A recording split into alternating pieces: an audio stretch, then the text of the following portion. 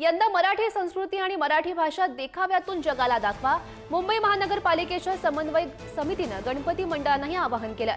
उत्सव काळामध्ये भावगीतं मराठी गीतांवर भर देण्याचं आवाहन सुद्धा त्यांनी केलंय। भाषेची आणि उत्सवाची सांगड घालून मराठीचा जागर घालण्याचं आवाहन आता समितीने गणपती मंडळांना केल्याचं बघायला मिळतंय।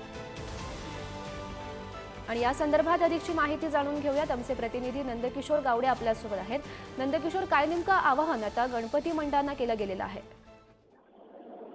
नक्की जर पाहायला गेलं तर मराठी भाषेला अभिजात भाषेचा जो दर्जा आहे तो मिळालेला आपल्याला पाहायला मिळतो। आणि याच पार्श्वभूमीवरती महानगरपालिकेची समन्वय समिती आहे, त्याचे अध्यक्ष आहेत ॲडव्होकेट नरेश दहिबावलकर यांनी एक आवाहन केलेलं आपल्याला पाहायला मिळतं। यंदा मराठी भाषा आहे ती देखाव्यातून किंवा इतर देखाव्यातून किंवा इतर सुशोभीकरणातून जगापुढे दाखवावी असं एकंदरीत पद्धतीचं जे आव्हान आहे ते केलेलं आपल्याला पाहायला मिळतं। एकंदरीत जर पाहायला गेलं तर मराठी भाषेचा समृद्ध वारसा वृद्धिंगत व्हावा यासाठी यंदा जास्तीत जास्त गणेश मंडळांनी या संपूर्ण मराठी जी भाषा आहे किंवा मराठी ही वेगवेगळी गीते आहेत ते लोकांपर्यंत पोचवा अशा पद्धतीचं जे आव्हान आहे ते सध्या केलेलं आपल्याला पाहायला मिळतं। आपण बघतो की वेगवेगळ्या देखाव्यातून अनेक मंडळी जी आहेत ते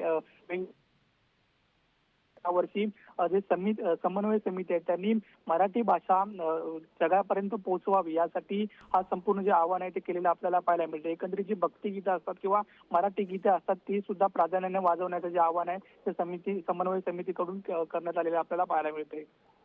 नक्कीच नंदकिशोर, धन्यवाद दिलेल्या या सविस्तर माहितीसाठी।